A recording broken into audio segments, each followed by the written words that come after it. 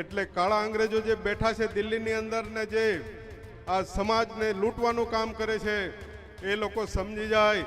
દિલ્હીથી આવેલા ઠગ લોકોનો એક એજન્ડા અહીં ગાડી બન્યો છે ગુજરાત જોડો યાત્રા કરવા માટે। એ ગુજરાત જોડો યાત્રા નથી, આદિવાસી તોડો યાત્રા કરે છે એ માણસ। ત્યારે આદિવાસી વિસ્તારમાં કોંગ્રેસે મોટો ખેલ પાડી દીધો છે। ડેડિયાપાડાના પૂર્વ ધારાસભ્ય મહેશ વસાવા કોંગ્રેસમાં જોડાઈ ચૂક્યા છે। આદિવાસી વિસ્તારમાં ભાજપ એક પ્રાણી લાવ્યા છે તેવી વાત મહેશ વસાવા કરતા જોવા મળી રહ્યા છે।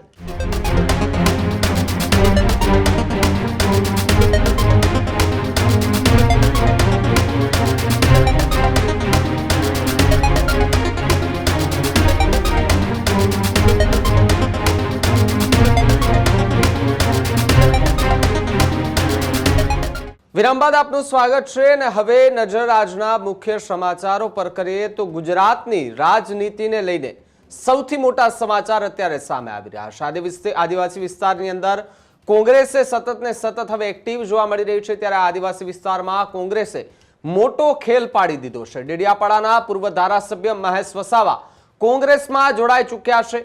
અમિત ચાવડા અને મુકુલ વાસનિકના હાથે કોંગ્રેસમાં જોડાયા છે। સાથે જ કોંગ્રેસમાં જોડાવા બાદ ચૈતર વસાવા સામે ગંભીર આરોપો પણ જોવા મળી રહ્યા છે।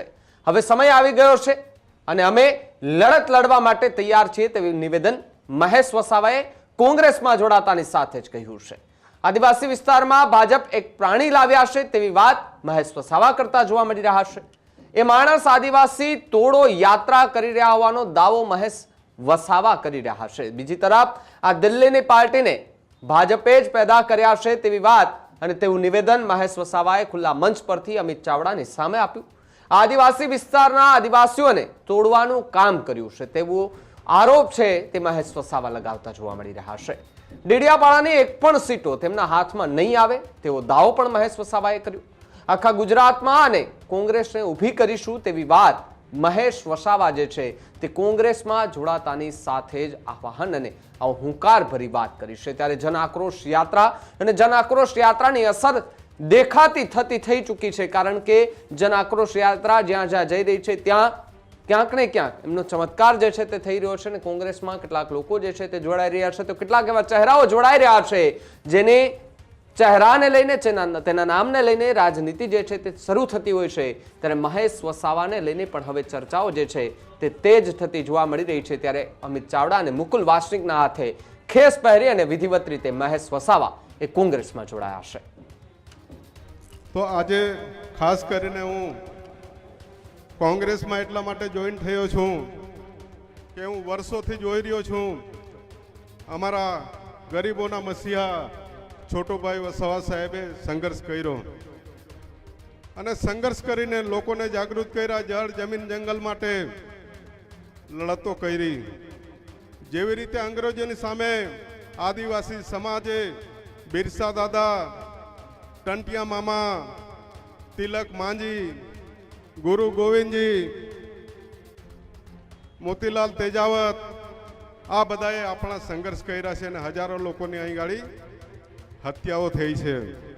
એમણે પણ આ દેશને અંગ્રેજોની સામે લડાઈ કરી। અહીં ગોળા અંગ્રેજો આવ્યા હતા એને ભગાડી દીધા। આદિવાસીઓ કોઈ ક્યારેય નમતું નથી આપી। એટલે કાળા અંગ્રેજો જે બેઠા છે દિલ્હીની અંદર ને જે આ સમાજને લૂંટવાનું કામ કરે છે એ લોકો સમજી જાય કે અમારો આદિવાસી સમાજ, એસસી સમાજ, ઓબીસી સમાજ, માઇનોરિટી સમાજ જે દિવસે અમે સંગઠિત થઈ જઈશું, જાગૃત થઈ જઈશું, ભેગા થઈ જઈશું તે દિવસે બહારથી આવેલા લોકોને અમે અહીંથી બહાર કરી દઈશું। કારણ કે આદિવાસી વિસ્તારની અંદર જળ જમીન જંગલ લૂંટવા માટેનું કામ કર્યું છે।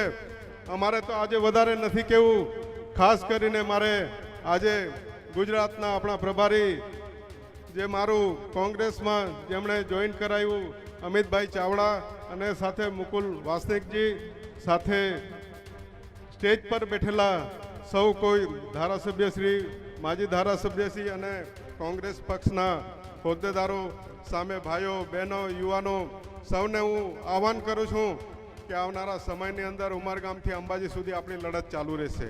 અમે બોલવા કરતાં કામ વધારે કરીશું। ગામડે ગામડે જઈને અમે મિટિંગો કરીશું, શિબિરો કરીશું અને આખું સંગઠન સમાજનું SC ST OBC માઇનોરિટીનું સંગઠનો બનાવીશું ને આપણે જે આ ચૂંટણી હમણાં તાલુકા જિલ્લાની જે ચૂંટણીઓ આવી રહી છે એમાં અમે પરિણામો લાવીને બતાવીશું.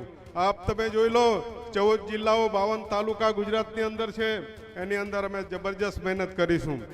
બીજું સાથે સાથે અત્યારે આ ભારતીય જનતા પાર્ટી ભાજપ આદિવાસી વિસ્તારમાં એક પ્રાણીને લાવ્યા છે. દિલ્હીથી આવેલા ઠગ લોકોનો એક એજન્ડાની ગાડી બન્યો છે ગુજરાત જોડો યાત્રા કરવા માટે. એ ગુજરાત જોડો યાત્રા નથી, આદિવાસી તોડો યાત્રા કરે છે એ માણસ. કેમ કે એને આપણે સબક શીખવવો પડશે. એનું કારણ છે કે પણ ભાજપનું પ્યાદુજ છે, બે ટીમ છે, એ RSSની પેદાઈશ છે. અરવિંદ કેજરીવાલને આ અન્ના હજારે અને આ ભાજપે જ પેદા કર્યા છે. આ એના જ દીકરા છે, ભાજપના જ દીકરા છે. એટલે એવા લોકોને ઓળખી લેજો.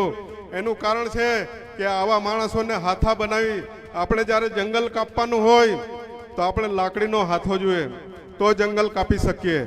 માટે આ વિસ્તારમાં એક હાથો બનાવ્યો છે આદિવાસી વિસ્તારમાં, જેણે આ વિસ્તારની અંદર આ બાજુથી તે બાજુ દોડવાનું કામ કર્યું, પણ એ શું કંઈ ઉગવાનું નથી. સાહેબ, હું ડેડિયાપાડામાં 22 વર્ષ લડ્યો છું. હું 2 વખત ધારાસભ્ય બન્યા છે. એ આજે જ્યાંથી ધારાસભ્ય છે ને એમની એક પણ સીટ ત્યાં ગાડી તાલુકા જિલ્લામાં પણ નહીં આવવા દઈએ ને આવનારી વિધાનસભા પણ અમે એમને ત્યાં હરાવી દઈશું.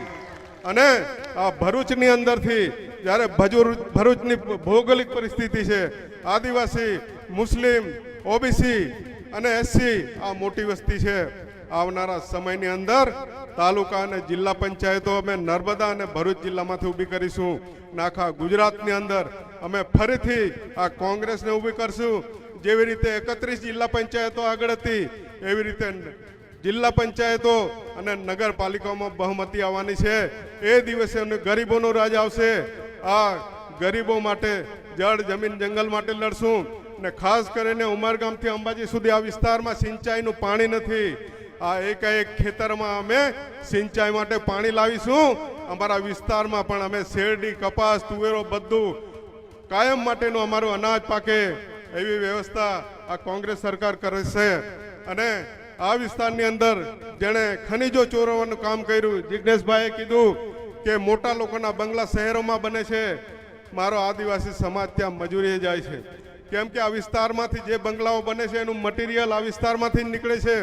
પથ્થરો, રેતી, પાણી અને કારીગરો પણ આપણા જ લોકો છે, મજૂરો પણ આપણા જ લોકો છે.